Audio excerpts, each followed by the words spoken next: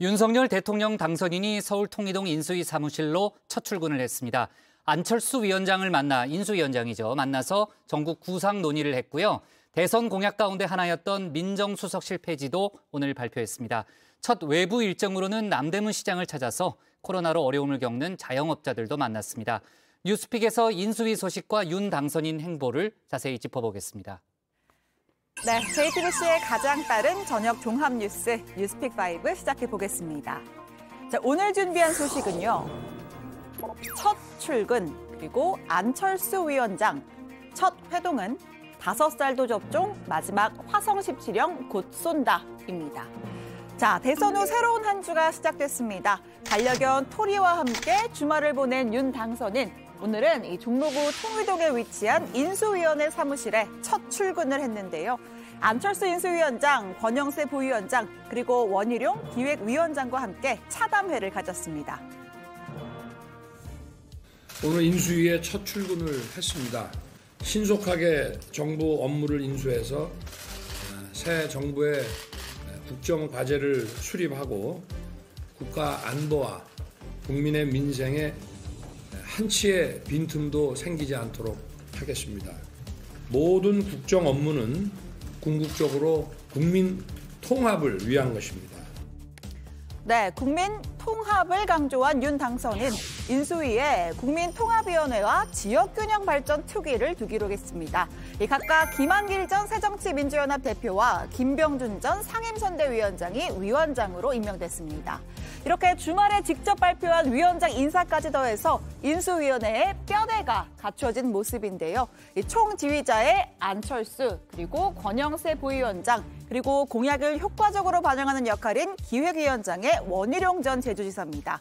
자, 이르면 이번 주 후반 현판식을 갖고 인수위 공식 출범을 알릴 예정입니다. 네, 우리 당선인님의 뜻을 저희도 잘 담아서 대국민 약속을 국민들이 느끼실 수 있게 지킬 것 최선을 다하겠습니다.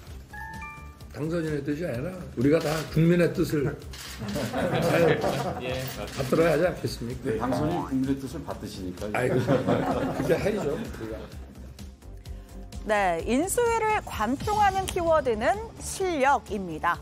일 잘하는 정부가 되기 위해선 경쟁력이 있는 인물을 적재적소에 배치하는 것이 옳다는 당선인의 색깔을 분명하게 드러냈죠. 능력과 실력을 당선인께서 강조를 하셨는데요. 과거 문재인 정부 30% 결과는 다르게 지역 안배나 여성 할당은 고려하지 않고 있다. 이 보도를 확인해 줄 수 있을까요? 그건 뭐 확인하고 말고 할 문제가 아니고 하여튼 국민을 제대로 모시기 위해서는 각 분야 최고의 그 경륜과 실력이 있는 사람으로 모셔야 되는 거지 자리를 뭐 나눠먹기식으로 해가지고 저는 그런 식으로 국민 통합은 안 된다고 봅니다. 자, 그리고 별도의 인사검증팀 가동도 시작했습니다. 인수위원 후보군에게 보낸 질문지에는 총 70여 개의 문항이 담겨 있다고 하는데요.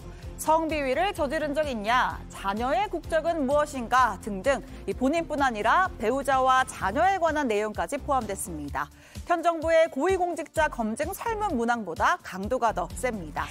자, 후보자가 네라고 답변한 문항이 있다면 검증팀이 3, 4일간의 추가 검증 절차를 거치게 됩니다. 문득 과거 인수위원회의 여러 인사 참사들이 떠오르는데요. 박근혜 정부 시절 인수위가 밀실 봉투 인사를 했던 게 대표적입니다. 대변인조차 몰랐던 폐쇄적 방식 때문에 부동산, 병역 같은 기본적인 검증조차 구멍이 뚫리고 말았죠. 저도 이렇게 밀봉을 해온 것이기 때문에 저도 이 자리에서 발표를 드린 겁니다.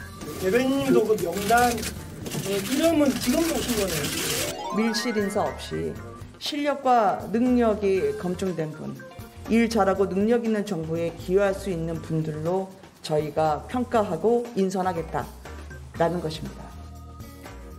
이른바 청와대 개혁도 시작됐습니다. 윤 당선인은 당선인 직속으로 청와대 개혁 TF를 만들었는데요. 첫 번째, 민정수석실을 폐지하고 청와대 사정 기능을 없애겠다고 했습니다.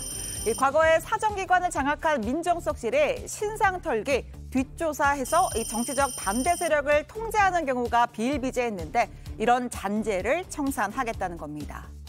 자, 두 번째는 특별감찰관제 재가동입니다. 소위 특감으로도 불리죠. 대통령의 사촌인의 친인척과 청와대 수석비서관의 비위를 상시 감찰하는 기구입니다. 박근혜 정부 때 우병우 전 민정수석을 감찰하던 이석수 전 특별감찰관 기억나시나요?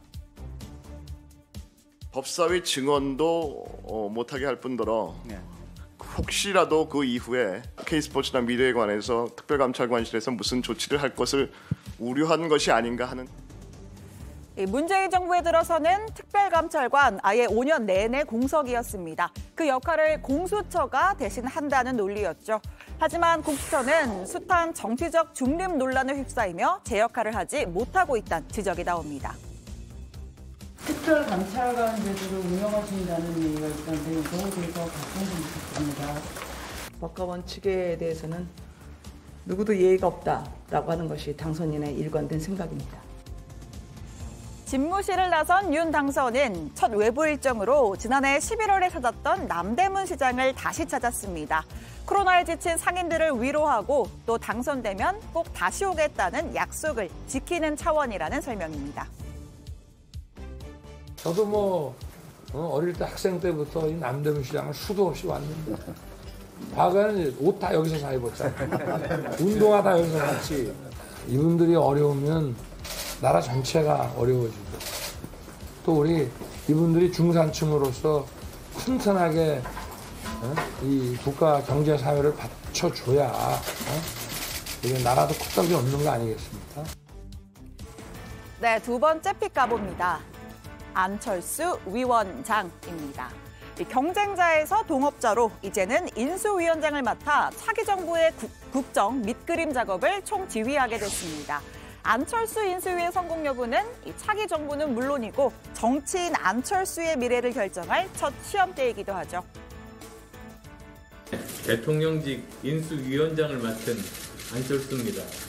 인수위원 분들과 함께 새 정부의 비전과 철학을 정립하고 국정과제와 추진 전략을 위한 국정청사진의 밑그림을 차분하지만 신속하게 준비해 나가겠습니다.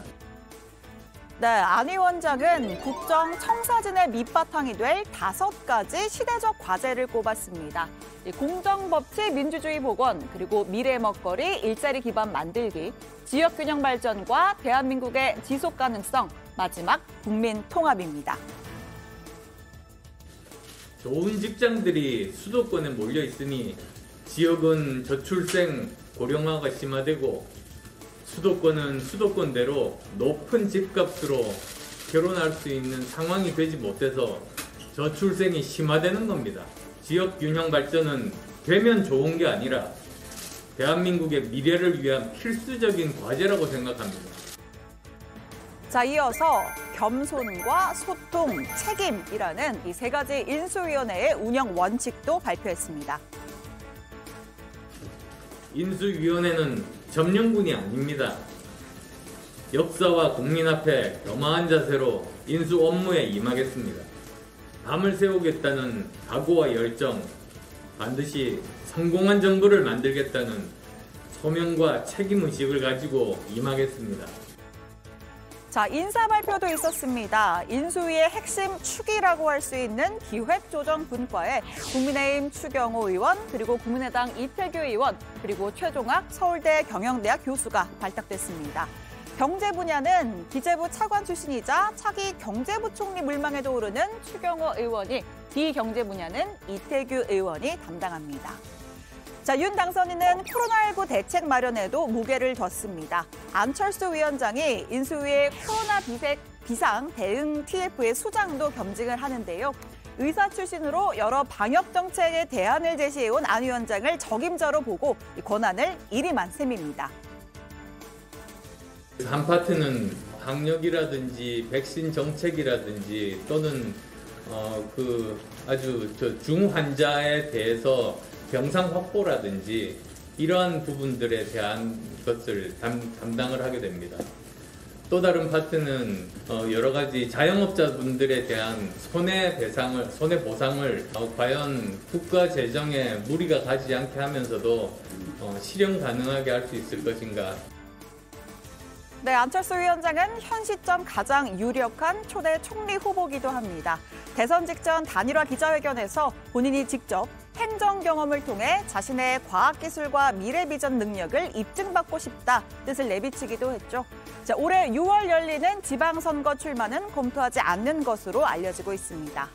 자, 그런데 오늘 예상치 못한 유력 경쟁자가 언급됐습니다. 바로 현직 총리이자 민주당 의원 출신인 김부겸 총리죠. 근데 그 얘기 듣고 저는 개인적으로 가슴이 뛰더라고요. 너무 좋은 방안이라고 생각합니다. 저는 저 개인적으로는 좋은 지혜다고 생각합니다. 그 공조를 하고 협치를 해야 되기 때문에 그 지혜를 좀 잘 발휘하는 선례로. 여야의 반응 나쁘지 않아, 오히려 좋아란 반응입니다. 다만 당사자인 김부겸 총리와 윤 당선인 측에선 서로 검토한 바 없다는 입장입니다.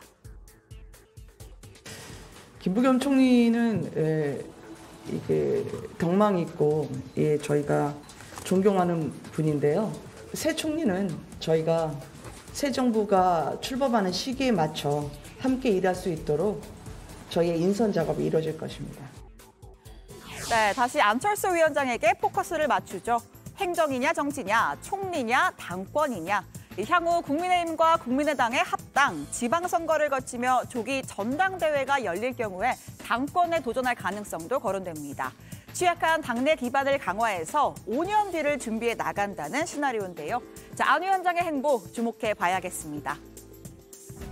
네, 오늘의 세 번째 픽은 첫 회동은입니다. 자, 이르면 이번 주 문재인 대통령과 윤석열 당선인의 첫 회동이 성사될 예정입니다. 2년 전 대통령과 검찰총장으로 만난 두 사람, 이제는 전임자와 후임자 관계가 됐는데요. 자, 오늘 수석 보좌관 회의를 주재한 문 대통령, 역시나 통합을 강조했습니다.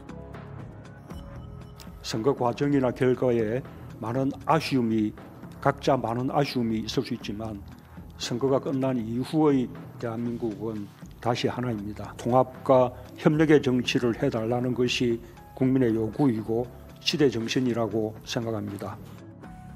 이 회동 의제로 전직 대통령 이명박 씨의 사면 문제가 오를지도 관심입니다. 민주당 내에서 문 대통령이 임기 내에 사면한 것이 좋다는 의견도 나왔는데요. 이명박 대통령에 대한 사면도 자연스럽게 하지 않을 수 없는 단계다라는 문재인 대통령께서 이 문제를 풀어내시고 퇴임하시는 것이 보기도 좋고 또 다음 대통령한테 미룰 일도 아닌 것 같고 그렇습니다. 이 문 대통령은 박근혜 전 대통령 사면을 발표하면서 국민의 공감대를 언급했습니다. 역시나 가장 중요한 건 국민들의 뜻이겠죠. 공식적인 사면 건의가 있을 경우 문 대통령의 고민이 길어질 수 있다는 관측도 나옵니다. 자, 네 번째 픽은 화성 17형 곧 쏜다입니다. 북한의 움직임이 심상치가 않습니다. 한미 당국은 북한이 신형 ICBM 화성 17형의 추가 발사 준비 징후를 포착하고 정밀 감시 중인데요. 평양 순환공안에 이동식 차량 발사대가 등장하고 곳곳에서 동시다발적인 도발 움직임이 포착되고 있습니다. 미국 본토 타격이 가능한 ICBM 발사, 분명히 레드라인을 넘어서는 행위입니다. 북한은 우리 정부 교체기 때마다 핵 도발을 반복해 왔는데요. 서훈 국가안보실장은 윤석열 당선인에게 북한의 동향을 보고하면서 당장 월요일에 ICBM을 쏴도 이상하지 않을 정도다 도발이 임박했다고 전했습니다. 다목적 위성들을 다양한 운반 로켓으로 발사할 수 있게 발사장의 여러 요소들을 신설할 데 대한 과업을 제시하셨습니다. 네, 오늘 마지막 픽 코로나 소식입니다. 5살도 접종입니다. 자, 확진자가 연일 30만 명대를 기록했습니다. 위중증 환자는 1,000명을 넘어섰고 사망자 수는 닷새째 200명대를 기록했습니다. 닷새간 1,000명이 넘게 사망한 겁니다. 자, 이런 가운데 정부는 만 5세에서 11세 어린이에게도 이달 말부터 백신을 접종하겠다고 밝혔습니다. 해외에서 안전성과 효과가 충분히 검증됐고 전체 확진자 중에 11세 이하가 차지하는 비중이 15%를 넘어서는 상황 고려했다고 했는데요. 이 어린이를 대상으로 한 접종에는 성인용과 동일한 성분의 화이자 백신이 사용됩니다. 5세에서 11세 소아용 화이자 백신의 임상시험 결과 대부분의 이상 반응 사례는 경증이며 중대한 이상 반응은 극히 드물었습니다. 네, 월요일 준비한 뉴스픽은 여기까지입니다. 들어가서 원픽 꼽아보죠. 뉴스픽 5였습니다.